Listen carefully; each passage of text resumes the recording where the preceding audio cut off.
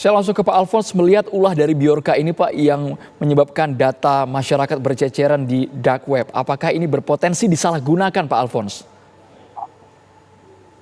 Kalau yang jelas Bjorka sudah memperlihatkan bagaimana data ini bisa digunakan untuk doxing. Banyak pejabat publik yang dikeluarkan informasinya, dan di sana terlihat Bjorka juga melakukan kompilasi atas kebocoran data. Jadi dia bisa mendapatkan data kependudukan termasuk NIK, nama orang tua, dan dia gabungkan ada nomor teleponnya.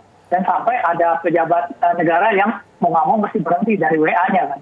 Lalu pemerintah membentuk satgas khusus ini. Sebenarnya menurut saya terlalu berlebihan.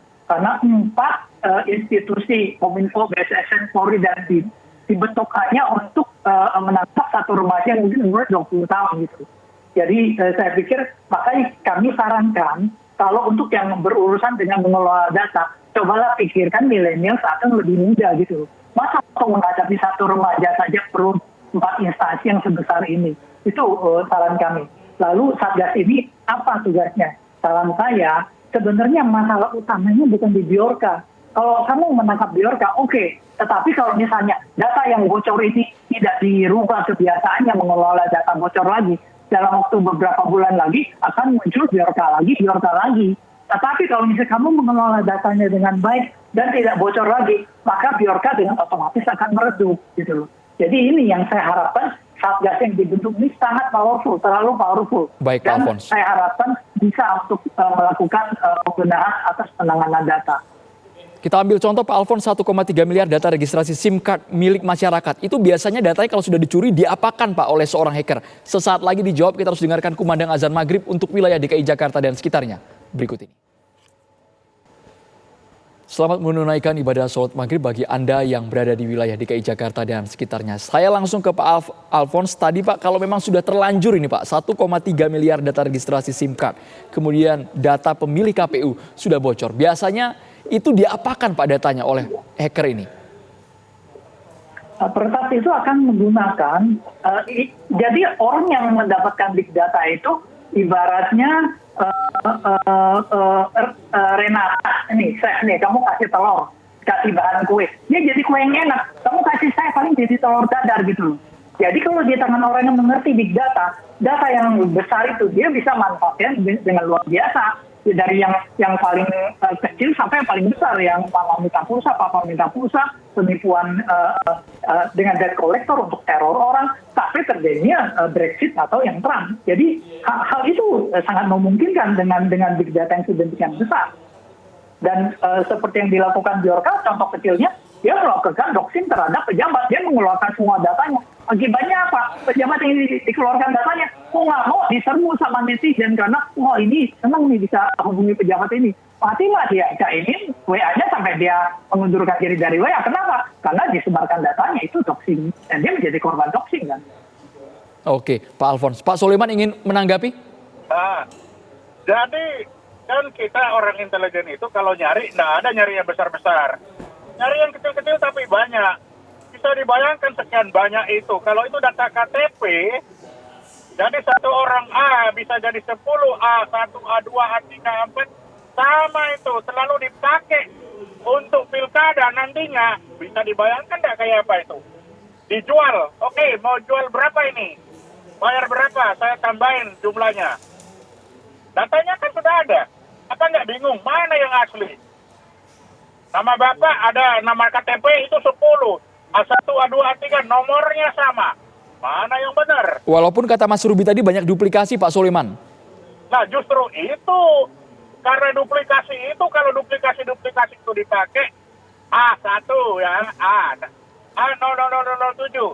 Ada 1007. Mana yang benar? Ayo. Namanya 0071 A1, A1, A2, A3, A4. Yang mana yang benar? Nomornya itu. Apa nggak bisa kacau itu KPU nanti itu menghitung jumlahnya? Kelihatan kecil kan? Nah, tapi ini jumlah banyak. Diduplikasikan lagi. Jumlah sekian banyak. Kecil-kecil lama-lama menjadi bukit. Jadi jangan dilihat, ini hanya data KTP, ini hanya data WA. Ya memang kalau anak-anak hacker-hacker tuh ngapain dia cari rahasia negara, nggak ngerti dia. Tapi yang dia tahu nomor KTP, ya nomor WA, yang buat dia main-main. Tapi main-main itu kecil-kecil ini menghancurkan segala macam. Dia ketemu misalkan nama ibu, nomor kakak, nih, selesai itu barang. Dapat dia itu tabungan. Begitu ditanyakan nama ibu, ada, PIN-nya dapat. Jadi banyak sekali Baik itu Pak Suleman. akibatnya dari itu. Mas Ruby Jadi harus menanggapi. Mas Ruby, sesaat lagi Mas Ruby, kita harus jeda dulu Pak Suleman. Jadi jangan dikira itu hal yang enteng ya Pak ya. Jangan anggap remeh ketika data sudah bocor. Sesaat lagi kami harus jeda dulu hanya di Kabar Petang, pemirsa. Saya langsung ke Mas Ruby. Kalau tadi yang saya tangkap dari Pak Suleman bahwa sebenarnya masyarakat ini sudah terganggu, Mas Ruby, karena sudah menjadi objek dan juga sasaran empuk. Bisa jadi nanti datanya digunakan untuk penipuan, kejahatan lainnya yang menguntungkan orang jahat di luar sana. Bagaimana komentar Mas Ruby? Baik, pertama kalau kita mau diskusi hangat seperti ini, heboh seperti ini, menurut saya nggak bisa acuannya pakai data yang dijual ataupun yang diekspos oleh Biorka. Karena terus terang itu datanya, baik kualitas maupun jumlahnya,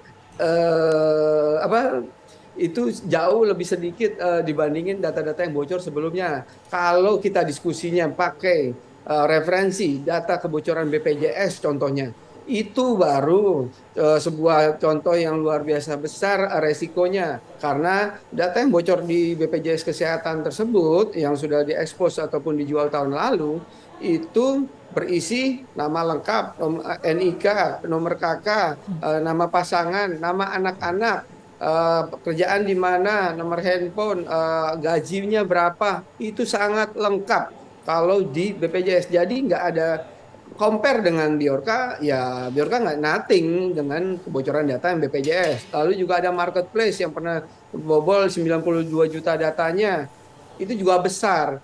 Juga demikian KPU yang sebelumnya ya, bukan yang dari Biorka. Nah, kalau Biorka, contoh yang pendaftaran SIM card tadi, mohon maaf, itu 1,3 miliar banyak duplikasi dan itu hanya data NIK, nomor handphone sama sebuah tanggal.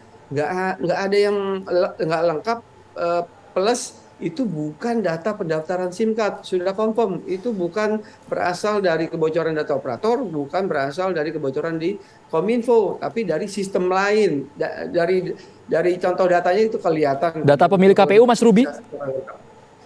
Gimana? Data pemilih KPU yang kabarnya juga mencantumkan TPS, alamat jelas. Ya, kalau data pemilih KPU itu lagi-lagi juga tidak sama persis.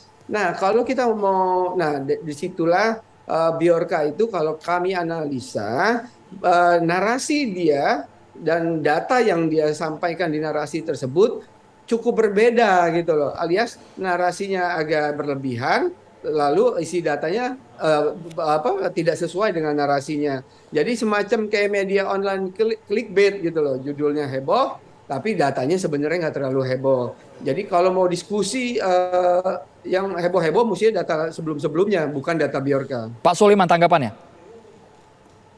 Ya itu tadi Pak, kalau bagi saya mau datanya isinya apa, tapi itu kan kebocoran yang seharusnya tidak bocor. Kan itu. Dan itu hanya yang dia sampaikan. Lah kita kan nggak tahu yang dia tidak sampaikan apa. Yang dia sampaikan ya itu, tapi yang di belakang yang dia dapat tapi dia nggak sampaikan. Mana kita tahu kan? Ya bagi saya, data bocor tetap bocor. Seharusnya kan tidak ada yang bocor seperti itu. Apapun datanya tidak ada yang bocor. Tapi kalau sudah bocor, ya berarti ada yang salah dalam sistem kita. Makanya sebenarnya tidak usah bilang bahwa ini bukan rahasia negara, ini bukan itu. Yang kita lihat ada yang salah dalam sistem pertahanan di bidang IT. Itu aja. Pak. Ya sudah, diakui aja. Ya betul ada kelemahan, kita benahi. Ya gitu aja kan. Itu aja kok susah kan. Oke Pak Suleman, kita dapat poinnya. Pak Alfons, menurut Anda seperti apa solusinya ke depan? Apalagi setelah dibentuk Satuan Tugas Perlindungan Data ini. Ya harusnya lembaga yang mengelola data ini terapkanlah pengamanan yang baik, standar pengelolaan data semua orang udah tahu 27001 ISO lalu terapkan itu dengan baik, dengan disiplin, dan jangan cuma dapat sertifikatnya aja, tetapi tidak dilaksanakan. Lalu ya seperti tadi kita ulangi lagi ya, usahakan pakai milenial akan lebih mudah, yang udah tua-tua goes aja. Jadi bisa memberikan kesempatan dan memang mereka juga lebih kompeten karena kita sulit menyesuaikan diri dengan perkembangan digital dan tuntutan digital yang sedemikian tinggi gitu. Jadi kalau ada kebocoran ya jangan jurus pertamanya ngeles gitu, jangan menyangkal. Itu kelihatannya secara umum hampir semua instansi pemerintah kalau kebocoran ditanya langsung menyangkal dulu, lalu malu urusan belakangan gitu. Jadi itu ya yang perlu diperhatikan menghadapi kebocoran data ini. Terima kasih banyak Pak Alphonse, Mas Ruby dan juga Pak Soleman sudah bergabung di Kabar Petang.